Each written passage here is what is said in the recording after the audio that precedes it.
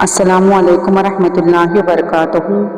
جماعت چہارم، مضمون ماحول کا مطالعہ، حصہ اول، سبق نمبر 2، جانداروں کا باہمی تعلق۔ اس سبق کے ہم آج مشقی سوالات کے جوابات حل کریں گے۔ مشق حل کریں گے۔ ذرا غور تو کیجیے، کھیت میں فصل تیار ہے، ایسے وقت میں تیز بارش سے کھیت میں پانی جمع ہو جائے تو فصل سڑ جاتی ہے، اس کی کیا وجہ ہو سکتی ہے؟ تو جواب، تیار فصل کے پودوں کی جڑوں میں پانی ٹھہر جائے تو فصل سڑ جاتی ہے، کیونکہ جو نباتات آبی نباتات نہیں ہوتے وہ ضرورت سے زیادہ پانی ملنے پر سڑ جاتے ہیں۔ نباتات کو مقررہ مقدار میں ہی پانی کی ضرورت ہوتی ہے۔ سوال نمبر 2، کسی سال بارش کم ہو تو فصل کیوں نہیں ہوتی؟ جواب، اگر بارش کم ہو تو فصل کے پودوں کو ضرورت کے مطابق مقررہ مقدار میں پانی نہیں مل پاتا اور ان کی نشو و نما ٹھیک سے نہیں ہو پاتی ہے، اس لیے کسی سال اگر بارش کم ہو تو فصل نہیں ہوتی۔ سوال نمبر 3، دھامن سانپ کی ایک قسم ہے، وہ کھیت کے آس پاس کیوں رہتا ہے؟ اس سوال کا جواب ہم لکھیں گے، دھامن سانپ کی ایک قسم ہے، کھیتوں میں عام طور پر چوہے پائے جاتے ہیں۔ چوہے یہ دھامن کی پسندیدہ غذا ہیں اور چوہوں کے شکار کے لیے دھامن کھیت کے آس پاس رہتا ہے۔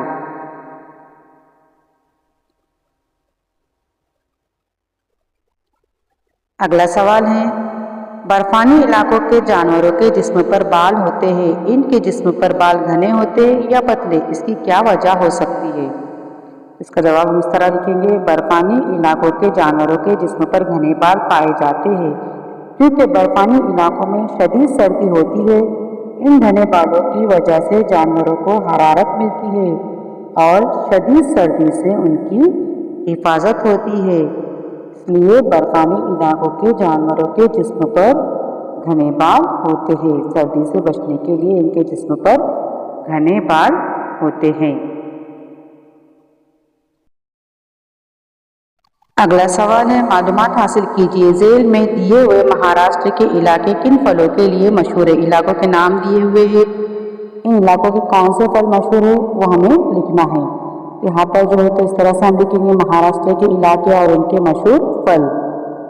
تو سب سے پہلا یہاں پر دیا ہوا ہے ناگپور، ناگپور کے سنترے مشہور ہے۔ بے ہے گھولوڑ، گھولوڑ کے چیکو مشہور ہے۔ جی میں ساسوڑ، ساسوڑ کے انجیر مشہور ہے۔ دال ہے دیوگڑھ، دیوگڑھ کے آم مشہور ہے۔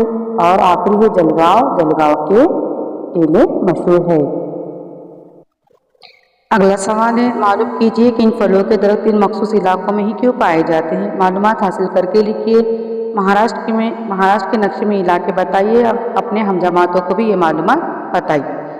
تو جن علاقوں میں یہ پھل پائے جاتے ہیں وہاں کی آب و ہوا اور زمین ان پھلوں کے لیے مناسب ہوتی ہے، اسی لیے ان علاقوں میں ان پھلوں کی کاشت بڑے پیمانے پر ہوتی ہے، جیسے ناگپور میں سنترے، جلگاؤں میں کیلے، ناسک میں انگور، اور اسی طرح سے پال گھر میں علاقہ ہے گھولوڑ، یہاں پر جو ہے تو چیکو کی پیداوار زیادہ ہوتی ہے۔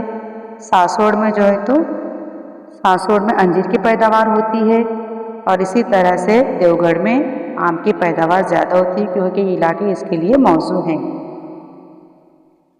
ذیل کے سوالوں کے جواب لکھیے، ہم کو نباتات سے کیا فائدے ہیں؟ اس سوال کا جواب لکھیں گے، ہم نباتات ہمارے لیے بہت مفید ہیں۔ اناج، دالیں، پھل، پھول اور سبزیاں ہمیں نباتات سے ہی حاصل ہوتی ہے۔ نباتات ماحول کو صحت بخش اور صاف ستھرا رکھنے میں مدد کرتے ہیں۔ اگلا سوال ہے، سوال نمبر 2، شجری حیوان کسے کہتے ہیں؟ اس سوال کا جواب ہم لکھیں گے، زندگی کا زیادہ سے زیادہ وقت درختوں پر گزارنے والے حیوانات کو شجری حیوانات کہتے ہیں۔ سوال نمبر 3، مارچ مہینے کے شروع ہوتے ہی درختوں میں کیا تبدیلی آتی ہے؟ اس کا جواب لکھیں گے ہم، مارچ مہینے کے شروع ہوتے ہی گرمی محسوس ہونے لگتی ہے، درختوں کو کونپلیں پھوٹتی ہے، جنگل میں ہر طرف سرخ رنگ کی نرم و نازک کونپلیں نظر آتی ہیں، کوئل کی سریلی آواز بھی کئی جگہ سنائی دیتی ہے۔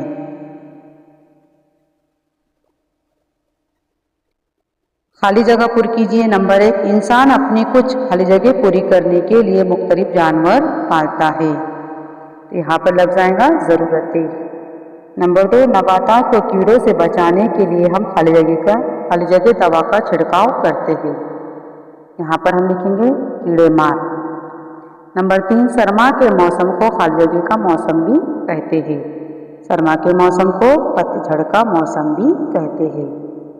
खाली जगह खत्म होते ही दोबारा सरमा का मौसम आता है। तो बरसात खत्म होते ही दोबारा सरमा का मौसम आता है। अगला सवाल है सरगर्मी आप लोगों के लिए।